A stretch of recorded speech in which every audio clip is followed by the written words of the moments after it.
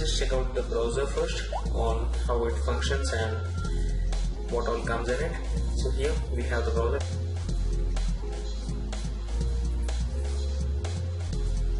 And here, as you can see, the website is perfectly loaded with the sidebar and all the content flowed perfectly. When you go for a pinch and zoom, it perfectly works, and it gives you all the information in a very good manner. You can just move from the portrait to the landscape mode and check out if the content renders perfectly, and yes, it still works perfectly, as you can see here. And even if you try to access any of the specific article, let me just show an internal blog post, and the content is perfectly loading up here with no issues. And this is not the mobile version because it's not active on the website as of now, and the content is perfectly loading in the standard version. And for the screen, you obviously would be happy with the desktop version rather than the mobile version. So that's the browser. Let me just access another website, like let's say Gizmodo.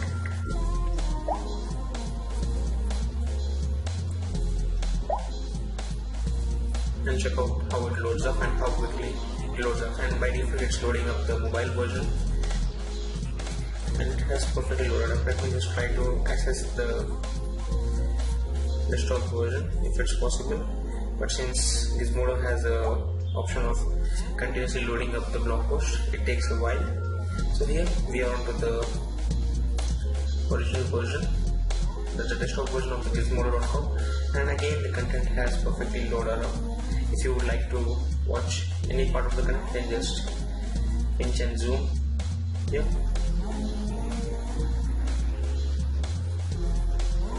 The same thing works perfectly on the landscape mode.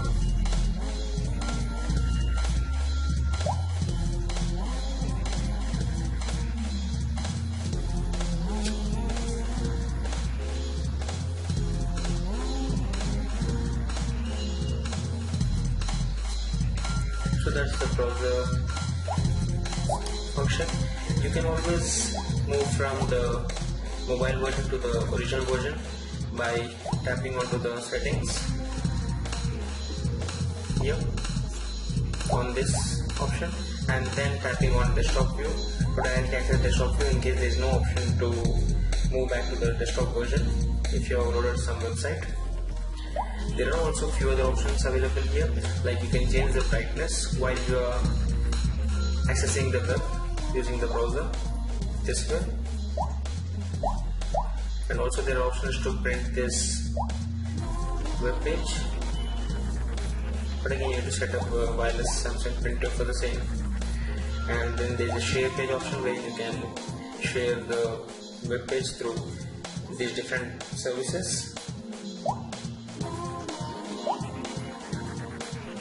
The option to access different tabs is available here.